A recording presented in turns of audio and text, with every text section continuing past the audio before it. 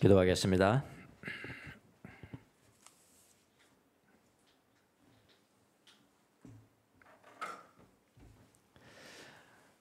아버지 하나님, 아무 공로 없는 사람들이 이곳에 주님의 이름으로 모여서 주의 말씀을 경청합니다.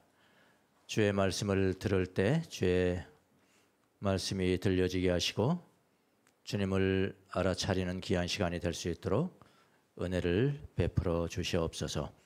부족한 종을 세워 쌓은 입술에 기름을 부어주시고 말씀을 증거할 때 묶을 것이 묶여지고 풀어질 것이 풀어지는 귀한 시간이 될 수 있도록 은혜를 베풀어 주옵소서. 감사하고 예수님의 이름으로 기도합니다. 아멘. 오늘 사건은 잘 아시죠? 이 사건에 대해서 마가복음에도 나와 있어요. 똑같은 사건인데 조금 다르게 기록이 되어 있습니다. 마가복음에 보는 마가복음 10장 35절에 보니까 세베대의 아들들인 야고보와 요한이 예수께 다가와서 말하였다, 이렇게 되어 있거든요. 오늘 우리가 공독한 마태복음은 세베대의 아들인 야고보와 요한의 어머니가 둘을 데리고 왔다. 마가복음은 직접 왔다, 제자들이 직접 왔다, 이렇게 기록이 돼 있죠. 와서 선생님, 우리가 요구하는 것은 무엇이든지 해주기를 바랍니다, 그랬는데 우리 마태복음에는 어머니가 그렇게 말한 걸로 이렇게 돼 있죠. 그런데 오늘 본문은 야고보와 요한의 어머니들의 아들들의 어머니가 청했다고 이렇게 돼 있습니다. 우리가 지금 아까 했죠. 20절에 보니까 그때 세베대의 아들들의 어머니가 아들들과 함께 예수께 다가와서 절하며 무엇인가를 청하였다, 이게 다르잖아요. 어떤 게 맞습니까? 어떤 신학자들은 이걸 뭐라고 하냐면 마태의 역사 조작 그렇게 역사죠. 그러니까 거짓말로 이렇게 했다는 거죠. 거짓말로 이렇게 조금 더 하고 어떤 건 어떻게 빼기도 하고. 그런데 마태가 그걸 잘했다는 거예요. 그럴 수밖에 없는 게, 여러분, 마가복음 같은 경우는 가장 먼저 기록된 것이고 간략해요. 그거는요. 그러니까 원본이에요. 원본. 쉽게 말하면. 그런데 이 마태복음도 이 마가를 참조를 해서 또 조금 붙이기도 하고 그렇다 이 말이에요. 그러니까 좀 길어질 수밖에 없죠. 마태복음은요. 또 기록 목적이 또 다르잖아요. 마태는 유대인들을, 자기 동족인 유대인들을 위해서 기록된 것이니까. 그러니까 어떤 학자들이 뭐라고 그러냐면은 마태가 사도들을 위해서, 자기도 사도잖아요. 마태도 자기도 사도 12제자야. 그러니까 사도들이 이렇게 엉뚱한 일을 했다라고 알려지면 자기도 덩달아 그냥 갑오시기 그러죠. 예. 자기도 덩달아 명예가 실추가 된다 이거예요. 그래서 자기가 쓸 때 요거를 그러니까 야고보와 요한의 갈망이 아니고 어머니의 갈망이라고 딱 내세우면은 직격탄을 안 맞을 수가 있죠. 사도들이요. 무슨 말인지 아시겠습니까? 네. 그랬다, 그런 이야기예요. 이거 기분 되게 나쁜 겁니다. 마태는 사람한테 이게 직접 전해지면 얼마나 기분 나쁘겠어요. 예. 그렇게 마가복음을 조금 변경해서 기록한 것이라고 이야기합니다. 그러니까 마가복음은 이제 가장 오래된 복음이기 때문에 그런 거예요. 여러분, 아무리 신학 공부 성문의 자유가 있다지만 이런 식으로 신학하면 안 됩니다. 예, 한마디로 말하면 이런 식으로 신학하면 안 돼요. 성경에 서로 조금씩 상이한 부분이 얼마나 많습니까? 얼마나 많냐고. 그렇다고 이런 식으로 마태가 원래의 기사인 마가복음을 사도들의 명예를 실추하는 것을 방지하기 위해서 조금 변경했다고 하면 여러분, 주님을 기쁘시게 하는 신학이 되겠습니까? 보통 사람들이 듣기에는 그럴듯하죠. 맞아. 그게 가장 합리적이야. 이렇게 이야기하지만은 하나님께서 기뻐하시겠냔 말이에요. 신학을 하려면 하나님께서 기뻐하시는 신학을 해야죠. 박사학위 100개 받으면 뭔 소용이냐고, 이게. 그렇잖아요. 모든 성경은 하나님의 성령의 감동에 의해서 기록이 됐습니다. 그래서 어떤 부분이 조금 상이하더라도 고의로 조작되었느니 하는 생각을 하지 말고 이렇게 할 수는 없어요. 왜 상이하게 기록되었을까? 이렇게 지나가야 돼요. 이렇게 풍요로워지죠. 이 논쟁이 풍요로워지잖아요. 왜 이렇게 상이하게 기록이 되었을까에 대한 가능성을 생각해 봐야 합니다. 자, 그렇게 하면은 성경 해석이 더욱더 풍성해질 수가 있어요. 이제 풍성해. 예를 들어서 이렇게 생각해 볼 수도 있잖아요.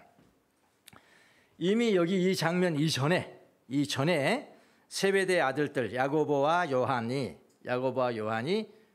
어머니와 담화를 한 거야. 그 전에 예수님께서 뭐라고 그랬습니까? 제자들은 우리가 모든 걸 걸고 다 희생했는데 무슨 보상을 주시겠습니까? 그러니까 예수님이 다 대답하셨어요. 12보좌에 앉을 것이야. 언제가 중요하잖아요. 새 나라가 임할 때. 예. 새 나라가 임할 때는 12보좌에 앉을 것이야. 그러니까 12보좌만 기억하고 있거든요. 이 사람들은요. 제자들은요. 좋잖아요. 와, 12보좌는 대단할 거야. 그러니까 자리라고 그러잖아. 자리 한 자리 주라. 뭐. 그래, 그렇게 이 12보좌는 굉장한 자리일 것 같은데 12자리인데 야, 어머니 그 중에서도 가장 예수님과 가까운 자리가 있지 않겠습니까? 이렇게 막 대화를 나눈단 말이야. 그걸 얼마든지 우리가 상상할 수 있잖아요. 그거는 감춰지는 거예요. 안 나오는 거라고. 이 본문에 안 나오는 거. 이거까지 다 하면은 성경이 어떻게 되겠어요? 그건 성경이 아니거든요. 그건 우리가 상상할 수 있어요. 그건 묵상의 능력이죠, 그게. 예. 이 12 자리가 다 같지는 않을 것 같은데, 어머니? 형님, 그러죠? 근데 예수님과 가장 가까운 자리가 어딜까요? 그러니까 예수님 앞에 앉으면 그렇고 뒤에 앉아도 그렇고 좌우로 앉으면 가장 가깝잖아요. 좌측에 앉고 우측에 앉고. 여러분, 자리만 기억하게 되면 그런 생각할 수가 있죠. 그런데 어떤 사람은 새 나라를 생각하는 거예요. 어떤 사람은 새 나라, 하나님의 통치가 미치는 그 나라가 조금 예수님 가깝게 있는 거하고 멀리 있는 거 뭔 차이가 있겠습니까? 그 나라인데 하나님의 통치가 미치는 것인데, 그렇잖아요. 그래서 12자리일 건데 그 중에서도 차이가 있을 것 같은데 어떤 게 좋을 걸까요? 좋은 걸까요? 주님 곁이겠죠. 근데 어머니는 예수님과 친척이시잖아요. 그렇게 어머니는 예수님과 친척이시잖아요. 친척인 백 좀 이용해서 우리 둘을 좀 예수님 옆자리에 앉게 부탁 좀 해주세요. 그래, 어머니 가만히 듣고 그렇다 하거든요. 어머니 그래, 내가 부탁해 볼게. 같이 가보자. 그래, 같이 가는 거야. 지금 같이 가는 부분을 다 뽑았죠. 아들을 지극히 사랑하는 어머니가 뭐가 됐습니까? 대변인이 되는 거죠. 예, 대변인은 아시죠? 대변인. 그 사람이 말은 하지만은 오리지널은 자기가 아니에요. 뒤에서 자녀들이. 그러니까 마가는 오리지널이 누구냐? 두 사람이 초점을 두는 거고. 근데 마태는 유대인이기 때문에 유대의 역사, 유대 문화에도 정확해요. 헬라 문화에만 정통한 게 아니라 유대 문화도 정통하단 말이에요. 그러니까 유대인들의 문화가 어떤 문화가 있었냐면은 어떤 중요한 일을 부탁을 할 때, 혹은 왕이나 이런 사람들한테 부탁을 이렇게 뭐라고 하네, 그걸 이렇게 하여튼 청탁을 넣을 때 직접 안 갑니다. 그게 그들의 문화예요. 물론 히랍도 마찬가지지만. 그럼 누구를 보낼까요? 잘생긴 여인을 보내는 것이 그들의 문화입니다. 잘생긴 여인을 보면은 좀 더 부드럽게 청탁을 할 수 있을까? 이거 유대 문화를 잘 알고 있다 이 말이죠. 그래서 어머니 같은 여성이 간접적으로 부탁하는 것이 더욱더 효과적일 것 같다고 생각한 거예요. 성경이 이 예가 있습니다. 사무엘서 보면 사무엘하 14장 2절부터 쭉 나오면 왕에게 부탁을 하는 건데, 요압이 드고아로 사람을 보내요. 거기에서 슬기로운 여인 한 사람을 데리고 와서 부탁하였다. 대변인입니다. 여인은 부탁하였다. 그대는 초상당한 여인처럼 행동하시오. 이 왕 앞에 가는 거거든요. 행동하시오. 몸에는 상복을 입고 머리에는 기름을 바르지 말고 이미 오랫동안 죽은 사람을 애도한 여인처럼 꾸민 다음에 임금님 앞으로 나아가서 내가 알려주는 대로 호소하시오. 요압은 그 여인에게 할 말을 일러주었다. 다윗의 신하잖아요. 요압이 알려주었다. 이렇게 이거 똑같잖아요. 자, 오늘 본문은 여러분 마태가 고의로 변경한 것이 아닙니다. 그리고 제자들의 약점을 감추려고 마태가 고의로 원래의 기록을 조금 변경한 것도 아닙니다. 그걸 그렇게 뭐 제자들이 변경했다고 해야 직성이 풀리겠습니까? 그래야 학문하는 아주 티가 납니까? 저는 그렇게 생각하지 않습니다. 제자들의 약점을 감추려고 마태가 고의로 원래의 기록을 변경했다고 말을 하지만은 이건 왜냐하면 애초부터 이게 성립이 안 돼요. 왜냐하면요, 성경에 보면은 제자들의 약점을 감추려고 시도한 사실은 전혀 없어요. 오히려 성경은 뭐냐면 제자들의 약점도 그대로 기록하고요, 제자들의 강점도 그대로 기록해요. 제자들이 도망하는 사실도 있어요. 도망갔어. 예수님이 십자가에 못 박혀 죽으신 저녁 막 도망갔어. 그럼 도망가면은 뭐 어떤 사람은 뭐 옷을 긴 도포를 입어서 빨리 못 되니까 옷을 벗어버렸던 그런 사람도 그것도 뭐 그럴 것 같고요. 또 뭐 제가 생각하기에는 제자들의 옷은 이미 다 알려져 가지고 저걸 입고 가면 야 너 제자지 이렇게 할까봐 그냥 빨갛고 가는 것이 아닌가 그렇게 생각해 볼 수도 있어요. 그건 누가 뭐라 안 해요. 그렇게 하는 건 상관이 없어요. 하여튼 막 옷을 벗고 요한은 옷을 벗고 도망갔다잖아요. 빨갛고 도망갔다잖아요. 그대로 기록돼 있어요, 없어요? 돼 있죠. 돼 있다고요. 제자들이 예수님을 3번이나 부인한 사실도 그대로 기록합니다. 베드로가 기록한 것도 다 그랬잖아요. 어머니가 청탁을 했느냐, 제자들이 직접 청탁을 하였느냐는 그리 중요한 것은 아닙니다. 자, 오늘 본문으로 돌아와서 오늘 본문도 역시 제자들의 약점이 그려져 있고요, 강점도 그대로 그려져 있습니다. 그래서 제자들의 약점과 강점이라. 약점을 먼저 보겠습니다. 제자들의 약점이 무엇인지 잘 보겠습니다. 제자들의 약점이 뭐냐면은 두 자리 청탁한 게 아니에요. 사람들은 다 그렇게 알고 있습니다. 두 자리 청탁한 걸 예수님이 나쁘다고 그랬습니까? 예수님 나쁘다고 말 안 했어요. 다른 제자들이 분노했죠. 예수님 분노한 적이 없거든요. 그렇다면 그건 뭐냐면은 그거 구하는 게 나쁜 게 아니라는 거예요. 근데 정말로 제자들이 약점, 제자들이 모르는 것이 있었다. 그게 뭐냐면 하나님 나라의 성격, 하나님의 통치의 성격이 뭐냐 말이야. 거기에 대한 불확실해요. 불확실한 거예요. 그러니까 불확실하다는 게 뭡니까? 구원의 확신이 없단 말이에요. 구원의 확신이. 우리가 지금 예수님을 믿지만은 예수님의 통치를 받고 살아가는 것이지만 우리의 기본적인 닥터리니 그게 확신이 없어요. 확신이. 우리 다 여기서 다 그거의 약점이에요. 그거예요. 21절 22절 전반부 보겠습니다. 예수께서 그 여자에게 물으셨다. 무엇을 원하느냐? 예수님 이런 질문 자주 하시죠? 너의 갈망이 뭐냐? 그러니까 갈망을 가지고 있는 건 좋은 거예요. 나쁜 게 아닙니다. 물론 그것이 무질서한 갈망이냐 질서 있는 갈망이냐 그건 문제지만은 어쨌든 갈망이 있다는 것은 움직이는 거잖아요. 무엇을 원하느냐? 여자가 대답하였다. 나의 이 두 아들을 선생님의 나라에서 하나는 선생님의 오른쪽에 하나는 선생님의 왼쪽에 앉게 해 주십시오. 그렇게 했단 말이에요. 그러나 예수께서는 대답하여 말씀하셨다. 뭐라고 그랬냐면은 너희는 너희가 구하는 것이 무엇인지 모르고 있다. 뭔가 모르는 거예요. 지금 모르는 거. 그걸 지적하는 거라고요. 뭘 확신을 못하고 있다. 너희들은 확신을 못하고 있다. 이미 예수님은 제자들에게 새 나라가 임할 때, 새로운 나라가 임할 때, 예수님의 통치가 이루어질 때, 새 나라가 임할 때 그 새 나라가 어떤 것인가를 이미 말씀을 했는데도 불구하고 제자들은 거기에 대한 이해를 하지 못했습니다. 그냥 이해를 어떻게 했냐면은 12보좌의 아주 중요한 자리에 12보좌에 앉을 것이라는 것은 이해가 됐어요. 이해가 됐습니다.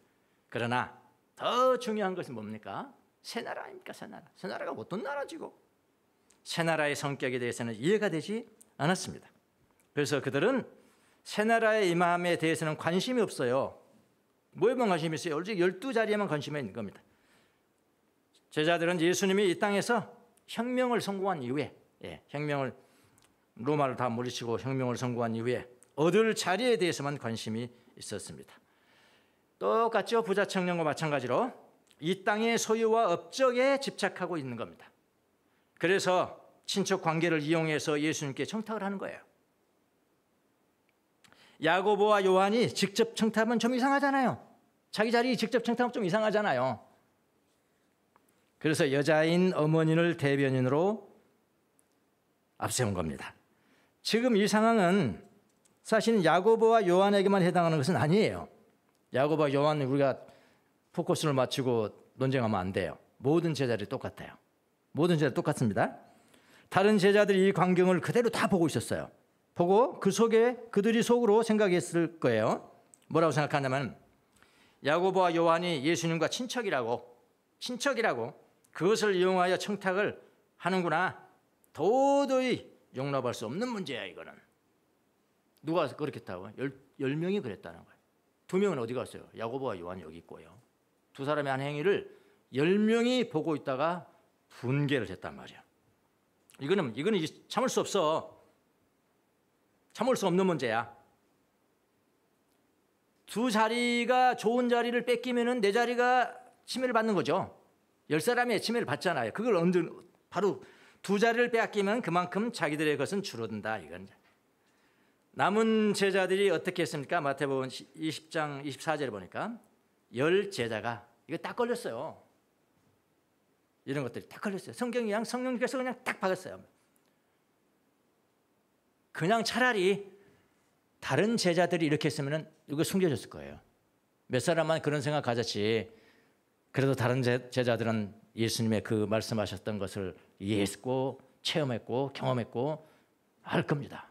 근데 여기 10제자라고 딱 못 박아버렸어. 10제자. 마가복음도 마찬가지야. 똑같이 10제자. 10제자가 이것을 듣고 그 두 형제에게 분개했다. 마가복음에도 10장 41절 보니까 그런데 10제자가 이것을 듣고 야고보와 요한에게 분개하였다. 자기 형제들인데 야고보와 요한을 향하여 분개하였다. 자, 여기서 주목해야 할 단어가 있습니다. 그게 뭘까요? 10제자입니다. 10제자가 중요한 단어예요. 그냥 제자들이 분개했다는 그런 게 아니라 10제자가 분개를 10제자가. 여기 분개했던 단어가 굉장히 강한 단어입니다. 강한 단어. 마음에 품고 있는 것이 아니라 뱉어버렸어요. 그러니까 우리가 분노할 때 몇 가지 단계가 있잖아요. 분노에 품고 있는 것도 있고 품고 쫙 가리고 저는 그런 스타일이에요. 품고 조금 저거 하면 금방 또 없어져요.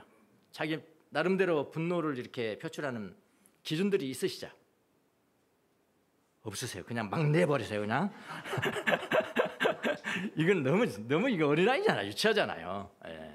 유치하죠. 단계가 있어요. 저 같은 경우는 이렇게 하고 또 방법이 있어요. 이렇게 해소하는 방법이 있는데 여기에 분노는 헬라어로 보면 아주 가장 강한 분노입니다. 표현하는 강한 단어. 분노를 표현했다. 뭐 때문에 그렇겠어요? 질투 때문이죠. 질투 때문에 표현했다. 그러니까 몇 제자들 중에 분개하지 않는 제자들도 있을 수가 있잖아요. 몇 제자라고 그랬으면은. 그런데 여기는 뭐라고 그러냐면 10제자가 왔어요. 10제자가. 그러니까 이건 모든 제자가 다 마찬가지입니다. 모든 제자가. 10제자가 분명히 10제자고 있으니까요. 거기에는 가룟 유다도 있겠죠. 가룟 유다는 제껴놓고 원래 그런 놈이니까. 그는 9명이 제자가 누군지 아세요? 베드로도 있고요. 베드로의 형제 안드레도 있고요. 빌립도 있고요. 바돌로메 있고요. 이 기라성 같은 마태도 있고요. 이 마태복음을 쓴 마태도 있고요. 도마도 있고요. 작은 야고보 알페오의 아들 다데오, 가나안 시롯 시몬, 열심당원 시몬도 있고요. 가룟 유다는 물론 있고요. 모두가 야고보와 요한에게 분개했다는 것은 그들이 야고보와 요한이 가지고 있는 생각을 똑같이 가졌다는 거죠. 만약에 10제자들이 새 나라가 오신다는 거, 그거 예수님 말씀하신 그걸 분명히 이해했더라면 이렇게 분개 안 해요. 분개 안 합니다. 아마 이렇게 생각하겠죠. 예수님 오른편, 우편이 뭐가 중요하지? 앞에 게 더 중요한 건데. 아니 예수님의 통치 안에 들어간대잖아. 근데 옆자리, 오른편 자리, 왼편 자리 뭐 그렇게 중요하지? 새하늘과 새 땅에서 하나님의 통치가 이루어진 땅에서 그게 뭐가 중요하지? 그 다음에 마지막에 붙인 말이 있습니다. 저놈들 잘못 짚었네. 잘못 짚었네. 이러고 무시 이렇게 붕괴할 수 있습니까? 그걸 알았더라면 붕괴 안 해요. 더 좋은 게 있는데 뭐 이 사람들에게는. 붕괴 안 합니다. 무시합니다. 그러나 열제자들도 보좌에 대해서 야고보와 요한과 같이 생각하고 있었기 때문에 그렇게 붕괴를 한 것입니다. 뭐냐? 내 자리가 침해를 받았다는 거. 내 자리가 침해를 받았다. 특히 우리나라 같은 문화는요, 군대 문제, 대학 입학 문제만큼은 잔인한 나라입니다. 잔인한 나라예요. 참지 못합니다. 아니, 우리 아들은 군대 가서 그 고생을 다 했는데 3년, 33개월, 20개월 지금 뭐야? 지금도 2년이죠? 18개월? 예. 걔네들한테는 그것도 길어요. 내가 국방부 대체복무위원회 특별위원으로 임명이 돼서 한 1년 동안 일했었어요. 저는 그렇게 하겠습니다. 현역 1년으로 하라. 대만식으로 할 대만식. 대만이 1년입니다. 제가 보니까 군대 갔다 와 보니까 군대에서 총 쏘고 뭐하고 다 하는 거 있죠? 그 한 달이면 끝나요. 4주면 끝납니다. 예. 다 총 쏘고 명사수는 이등병에서 더 잘라봐요. 예. 예. 다른 건 다 시간 킬링하는 거예요. 그래서 12개월로 나는 12개월입니다. 12개월로 그렇게 하다. 그러게 근데 군인들이 듣습니까 그걸? 예. 또 우리나라는 잔인합니다. 군대 가서 다 그 고생했는데 저놈 자식은 권력을 이용해서 군대를 안 보내? 사정없이 그거는 뭐 사정 없습니다. 자, 그 정도 되면요, 군대 문제는 아무리 훌륭한 대통령 후보자들도 당선 안 돼요. 바로 즉시로 사표내야 됩니다. 사직해야 돼요. 우리나라는 그런 나라예요. 예. 예외가 없어요. 대학 입학도 마찬가지죠. 취직도 마찬가지죠. 대학 입학에서 남의 자식이 조금만 부정이 있다 해서 이건 못 참는 거예요. 못 참는 거예요. 어느새 저도 그렇게 돼버렸어. 잔인하십니다. 이런. 열제자들이 그렇게 분고한 이유를 이제 좀 아시겠습니까? 열제자들도 그 청탁하는 두 사람 때문에 자리의 손해를 본다고 생각한 거예요. 자리의 손해를 봐요. 탑의 자리를 손해볼 수 있다는 겁니다. 내가 탑을 찍어야 되는데 왜 너희들이 그러는 거야? 모든 제자들이 가장 큰 자가 되기를 원했다 이 말입니다. 큰 자. 우리 다음 주에 또 나와요. 다음 주에는 큰 자. 여러분, 예수님 십자가에 못 박혀 죽으시는 마지막 금요일 밤에도 마가의 다락방에서 제자들이 뭐 한지 아십니까? 누가 제일 크냐? 이거 하고 앉아 있었어요. 그게 인간입니다. 예. 열 제자들의 약점이 뭡니까? 야고보와 요한의 약점이 뭐냐고요? 한 자리 청탁한 것입니까? 아니에요. 사람들은 그렇게 봤지만 자기들끼리는 그렇게 봤어. 예수님은 전혀 달라요. 예수님은요? 아니에요. 청탁한 거 아닙니다. 예수님의 갈망이 무엇이냐고 묻지 않으셨습니까? 야고보, 요한은 솔직하게 말한 것도 죄입니까? 열제자도 마찬가지입니다. 지금도 예수님은 우리에게 갈망을 물으세요. 너가 원하는 것이 뭐냐? 뻔히 소경이 눈 뜨는 게 원하는 건데 예수님 묻으시잖아요. 내가 원하는 게 뭐냐? 보고 싶습니다. 눈 뜨고 싶습니다. 예수님 갈망을 물으시면 그 갈망이 무엇인지 솔직하게 말씀하시면 됩니다. 그리고 그 갈망이 무질서한 갈망인지를 분별하시면 되는 거예요. 갈망이 무엇인지 말하는 것 자체는 잘못된 것이 아닙니다. 그거 예수님 나무란 적이 없어요. 그들의 제자들의 잘못과 약점은 뭐냐면은 새하늘의 임함, 예수 그리스도의 통치, 그 나라가 임할 때 그 성격에 대한 이해 부족이란 말이에요. 이해 부족이란 말이에요. 그 나라가 너무 좋은데, 그 나라가 뭐인데 화장실 어떤 거 쓸까?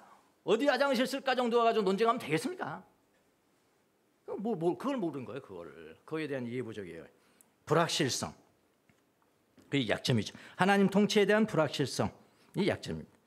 예수님은 모든 제자들에게 새 나라에서는 모든 제자들이 하나님의 궁극적인 승리를 공유하는 것인데, 함께하는 것인데, 거기에 대한 확신을 주셨는데 그게 없단 말이에요. 확신을 갖지 못하고 만족하지 않아요. 그래서 그들은 세상에서의 자리에 집착하고 있는 겁니다. 약간 그렇게 돼 있어요. 영적으로 강력한 임팩트가 없으면은 아무리 교회를 많이 다녀도 이 세상의 것에 집착하게 돼 있습니다. 이게 제자들의 약점이에요. 두 제자, 그다음에 10제자들의 약점. 나아가서는 이건 누구 두고 이야기한 것입니까? 여러분과 저를 두고 이야기한 것이죠. 자, 우리에게는 어떤 것으로 나타날까요? 저는 구원의 확신이 있느냐 없느냐 이걸 나타난다고 생각합니다. 구원의 확신. 그때는 제자들이 이스라엘 나라를 회복한 데 언제입니까? 그 나라 이야기하니까 예수님께서 그 맞춰서 나라의 개념으로 설득을 시켰지만은 지금이야 나라보다도 구원받았냐? 하면 다르잖아요, 우리가. 구원의 확신이 있냐? 너 확신이 있냐? 예수님이 십자가에 죽으시고 부활하신 것은 우리의 죄를 용서하시고 새로운 생명을 주시고 예수님의 생명으로 살아가라는 것인데, 교회는 다니지만은 용서받은 확신도 없고, 예수님이 용서하시기 위해서 십자가에 못 박혀 죽으셨다고 수천 번 수만 번을 들어왔거나 확신이 없어요. 확신이 흘러내려가 버려. 그냥 흘러내려가 버려. 구원받은 확신도 없고, 내가 하나님이 됐다는 그런 확신도 없고, 하나님이 지금도 나를 돌보신다는 확신도 없으니까 세상에 집착하게 되는 것입니다. 누구처럼? 12제자들처럼. 구원의 확신이 없으면 세상 것들을 집착하게 돼요. 세상 것들이 무엇입니까? 소유와 성공과 자격과 업적과 권력과 관계 등 거기에 대한 집착을, 이런 것들은 다 집착을 낳아요. 그러니까 더 강한 것이 없으면은 이끌려가는 거죠. 지남처럼 이쪽 강하면 이쪽 끌려가는 거죠. 이쪽이 강하면 이쪽 끌려가는 거죠. 똑같아요, 인생이랑. 하나님의 나라에 대한 확신이 없으면 피조물을 하나님보다 사랑하게 됩니다.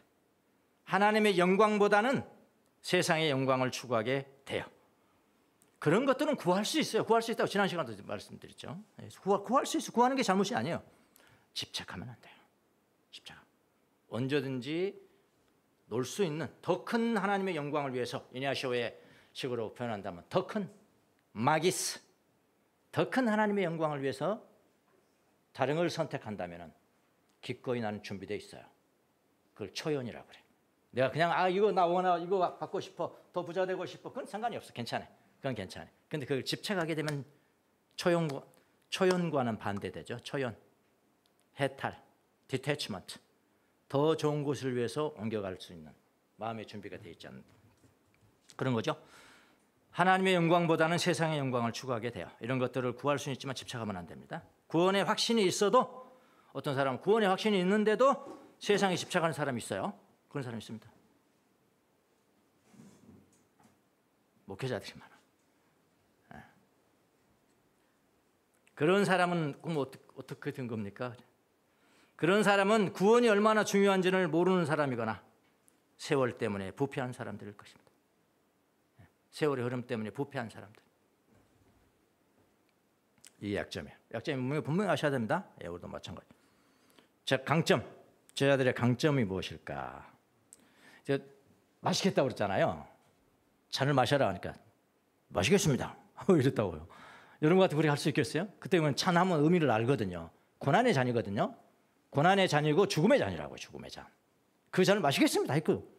야, 대단하죠. 어떻게 보면요. 22절 후반절, 23절. 내가 마시려는 잔을 너희가 마실 수 있겠냐? 마실 수 있겠냐? 그들이 말하였다.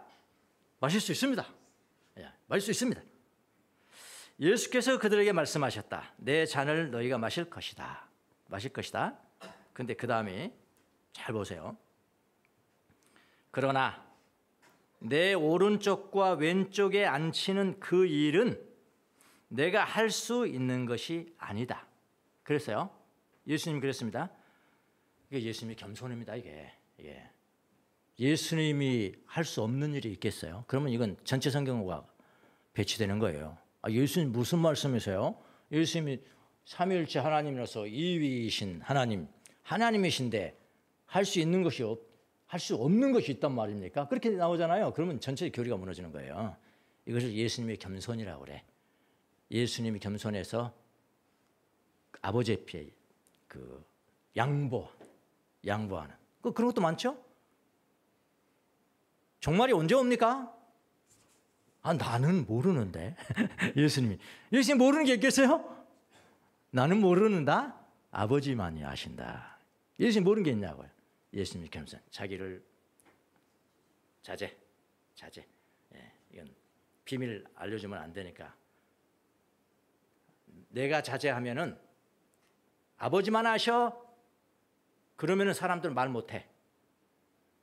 나는 안 돼, 말 안 할 거야. 그러면 그때부터 씩씩거려. 아시면서 말 안 하고 이러는데 사람들은 아니 아버지는 안 보이시잖아요. 아버지만 아셔. 그러면 말할 사람이 없어. 말할 사람. 무슨 말인지 아시겠죠? 지금 예수님께서 하시는 말씀이 내가 할 수 있는 일이 아니다. 왜 아니겠어요? 얼마나 할 수 있는 거 다 알죠. 그렇게 말씀하신 그 자리는 내 아버지께서 정해놓으신 사람들에게 돌아갈 것이다. 모른다고 그러지 않았습니다, 여러분. 아버지가 정해놓은 사람 돌아갈 거야. 자, 야고보와 요한의 그 예수님에 대한 충성도는 의심할 수가 없죠. 여기 보면요, 예수님이 야고보와 요한에게 대답하기 전에 질문을 던집니다. 예수님 양 옆에 앉기 위해서는 예수님이 마시는 잔을 마셔야 합니다. 그래서 질문을 합니다. 내가 마시는 잔을 너희가 마실 수 있겠느냐? 이렇게 질문하니까 그들이 말하였다. 그들이 누구죠? 요한과 야고보죠. 어머니 빠집니다. 이게 우리가 마실 수 있습니다. 잔이라는 것은 죽음과 고난의 잔입니다. 그것을 마신다는 것은 고난을 받아들이고요, 죽음까지도 받아들이겠다는 거예요. 그걸 대답을 했어요. 마실 수 있습니다. 다소 이렇게 좀 충동적이긴 하지만요, 그럼에도 불구하고 그들의 대답은 예수님에 대한 충성으로 말미암은 것입니다.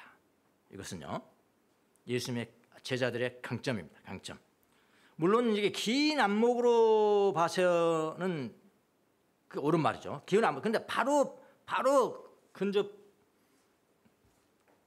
근시안적으로 봐서는 이걸 못했어요. 야고보와 요한이 못했습니다. 멀리 봤을 때 그렇게 했어요. 바로 닥친 고난을 받아들인 것은 아닙니다. 그러니까 예수님이 잡히시던 밤에 야고보와 요한은 어디에 있었을까요? 그들은 도망갔습니다. 옷을 벗고 도망갔습니다. 그러나 나중에 보니까요, 결국에는 야고보는 여러분 예루살렘 교회 지도자였죠. 최초의 순교자, 제자들 중에 최초의 순교자가 됩니다. 헤롯에게 죽어요. 사도행전 12장 1절. 이 무렵에 헤롯 왕이 손을 뻗쳐서 교회에 속한 몇몇 사람을 해야 했다. 그는 먼저 요한의 형 야고보를 칼로 죽였다. 잔을 마셨죠. 마셨습니다. 죽음의 잔까지 마셨어요. 사도 요한 여러분 아시죠? 요한계시록, 요한 1, 2, 3서, 요한복음 썼던 어디에 썼어요? 반모섬. 요한계시록 반모섬에 놀러 갔어요? 터키 지금 여행 갔어요? 성지순례 갔습니까? 유배당했어요. 유배. 로마 황제에 의해서 반모섬으로 추방당했습니다. 그곳에서 요한계시록 성경을 쓰고요, 몇 세까지 살았을까요? 100세까지 정도 살았습니다. 100세 정도까지 살았습니다. 평생 그리스도와 함께 고난을 같이 했습니다. 그러니까 궁극적으로는 야고보와 요한은 예수님의 잔을 마셨습니다. 충동적으로 대답했지만 예수님의 은혜로, 예수님이 정하신 때, 예수님이 정하신 방법으로 예수님의 잔을 마셨습니다. 이게 이제 야고보와 요한의 강점이죠. 예수님은 가장 가까운 곳에 앉을 것인가에 대해서는 뭐라고 그러셨냐면은 예수님이 직접 대답을 하지 않으셨습니다. 간접적으로 대답을 했어요. 뭐라고 그러셨냐면은 예수께서 그들에게 말씀하셨다. 내 잔을 너희가 마실 것이다. 그러나 내 오른쪽과 왼쪽에 앉히는 그 일은 내가 할 수 있는 일이 아니다. 그 자리는 내 아버지께서 정해놓으신 사람들에게 돌아갈 것이다. 참 애매하죠? 예수님이 그 자리에 앉히는 것이 아니라고 말씀합니다. 누군가가 앉을 것인데 그것은 오직 아버지가 이미 정해놓으셨기 때문에 그에게 돌아갈 것이라고 말씀을 하십니다. 그 준다는 이야기 안 준다는 거예요. 야고보에게 지금 준다는 이야기 안 준다는 거예요. 요한에게 준다는 이야기 안 애매모하죠. 애매모합니다. 이런 부분이 성경 여기만 있겠습니까? 많이 있습니다. 성경의 묘미가 여기에 있는 것입니다. 예, 성경의 묘미가 여기에 있어요. 신앙은 여러분, 신앙의 확실한 것만이 좋은 것은 아니에요. 확실한 것만 좋다고 떠나면 다 이단됩니다. 그 이단은 분명해야 돼요. 예, 분명해야 돼. 이건 이런 뜻이야. 이거는 이런 뜻이고, 이건 이렇게 시고, 여기서는 이렇게 이야기했잖아. 여기서는 구약에서는 이렇게 하고, 신약에서는 이렇게 하고, 이렇게 하고. 분명하게 딱딱딱딱 사람들이 거기에 뿅 가는 거야. 와, 기성교회에서 이건 내가 못 듣는 이야기인데, 못 듣는 이야기인데 여기서는 이런 걸 다 풀어주네. 그래 따라가는 거예요. 그래 이단되는 거예요. 하나님처럼 되면 하나님 모른다고 그랬으면은 몰라야 돼요. 더 깊이 연구하면 안 되는 거예요. 애매모하지? 신앙의 확실한 것만이 좋은 것은 아닙니다. 고도의 진리는 분명하지 않게 대답을 하세요. 고도의 진리 희미하게 놓아두세요. 성경 그런 거 많아요. 희미하게 놓아두십니다. 왜 그럴까요? 이미 좀 확실하게 좀 해주시죠. 확실하게 간다는 거예요. 그 자리에 앉는다는 거야. 안 한다고 확실하게 해주세요. 우리 그런 거 좋아하잖아요. 그런데 성경은 애매모호하게 해요. 그 이유가 있습니다. 아버지만 알고 계시고 사람들은 분명하게 알지 못하는 것이 더 유익할 때, 누구에게? 그에게 더 유익할 때는 그렇게 하십니다. 아주 깊은, 아주 비밀한 신비에 속한 것은 그렇게 하십니다. 그것을 알려주면 안 됩니다. 여러분에게 알려주면 좋겠어요. 너는 몇 년, 몇 월, 몇 일 날 죽을 거야. 그렇게 알려주시면 좋겠어요? 그거 좋다고 따라다니는 사람도 있어. 그건 독이죠. 독인 거예요. 신앙생활 안 해요. 다가올수록 안 해. 내가 언제 죽을 건 몰라야 돼. 높고 깊은 신비에 속한 것은 그렇게 하세요. 그렇게 알려주면 안 됩니다. 종말이 언제 오느냐에 대해서 예수님은 덮어주셨습니다. 그것도 알겠다고 막 이렇게 해서 그럼 그거 다 따라가고 이렇게 신앙생활을 하니까 그들에게 해가 되는 거죠. 그들을 위해서, 우리를 위해서 덮어둔 것인데, 우리를 위해서 숨겨둔 것인데, 여러분, 사람들은 자기 운명을 분명히 알면 안 돼요. 내 운명을 분명히 알아버려? 그것은 사람이 아니죠. 그건 사람이 아니에요. 여러분, 우리 인간은 로봇같이 돼버려. 그 로봇 원하십니까? 원하지 않잖아요. 그렇게 잘하는 운동도 로봇 하라고 하니까 골프를 하는데 로봇을 못 따라가더라고 사람들이요. 근데 로봇 원하는 사람이 없잖아요. 그러면 기도도 안 해요. 로봇이 다 탁탁 하는데 무슨 기도합니까? 내 운명이 다 나와 있는데 이 운명이 다 나와 있는데 누가 기도하냐고요. 우리의 영적인 여정, 인생의 여정에는 불확실성이 존재하는 거예요.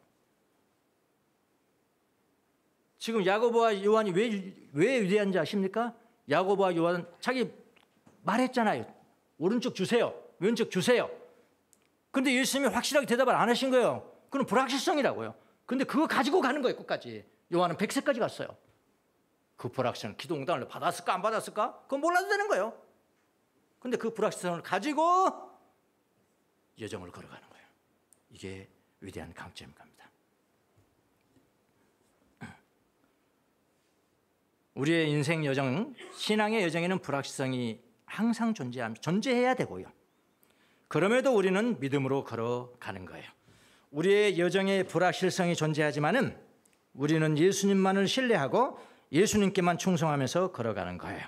불확실해도 우리는 믿을 수 있을까요? 믿을 수 있습니다. 뭔가 불확실해도 믿을 수 있어요. 불확실해도 우리는 기다릴 수 있을까요? 예수님? 기다릴 수 있어요. 불확실해도 우리는 갈망할 수가 있어요. 불확실해도 우리는 가장 중요한 거 사랑할 수가 있어요.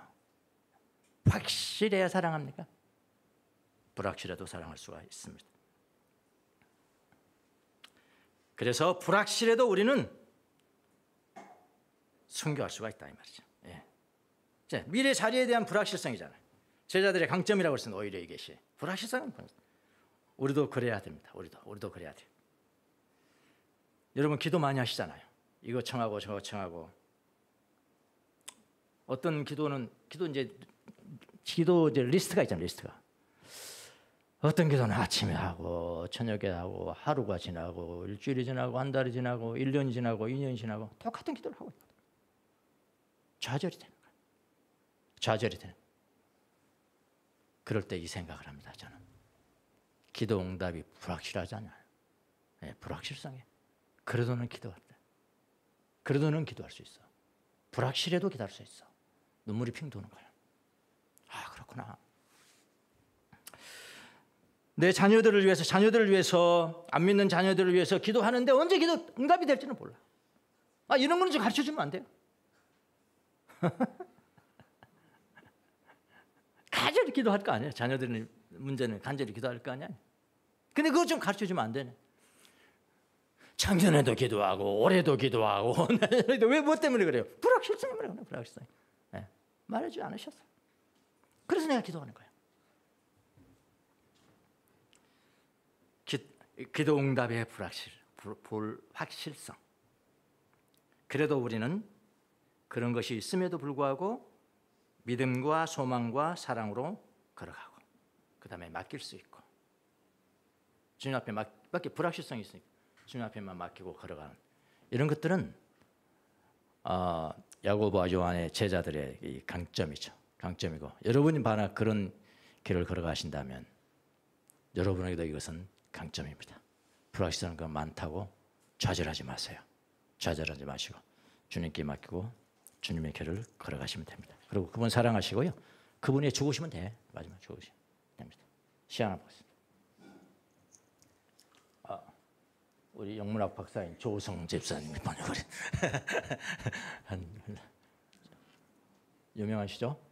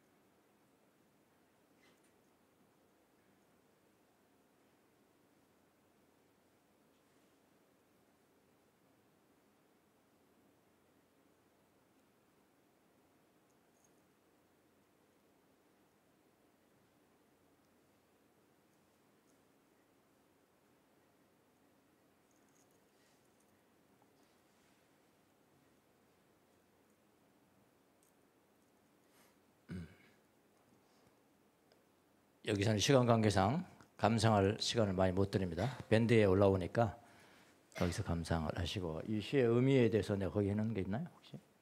예, 한번 쭉 한번 보세요.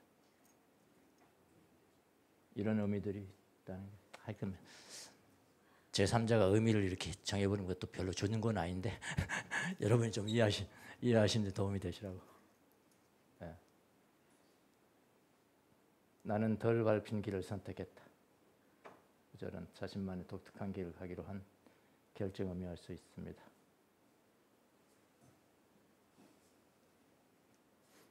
결과의 중요성. 내가 선택한 불확실하지만 선택한 그 길은 나에게 대단히 중요한 차이를 만들었다. 중요하다.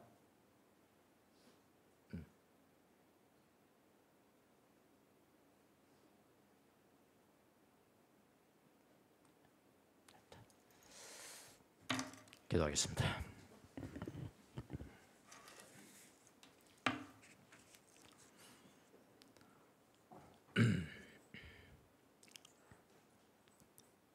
하나님, 우리의 신앙 여정에 너무나 불확실한 것들이 많음에도 불구하고 주님 우리에게 은혜를 베풀어 주셔서 믿을 수 있게 하시고 감사합니다. 사모할 수 있고 갈망할 수 있게 해 주셔서 감사하고, 많은 것을 알지 못함에도 불구하고 주님을 사랑할 수 있게 하여 주셔서 감사하고, 주님을 갈망하고 주님을 위해서 고난의 잔을 기꺼이 마실 수 있는 믿음도 허락하여 주셔서 감사합니다. 이 세상 살아가면서 오직 주님 앞에만 우리의 마음의 초점, 우리의 시선의 초점을 두고 걸어갈 수 있도록 은혜를 베풀어 주옵소서.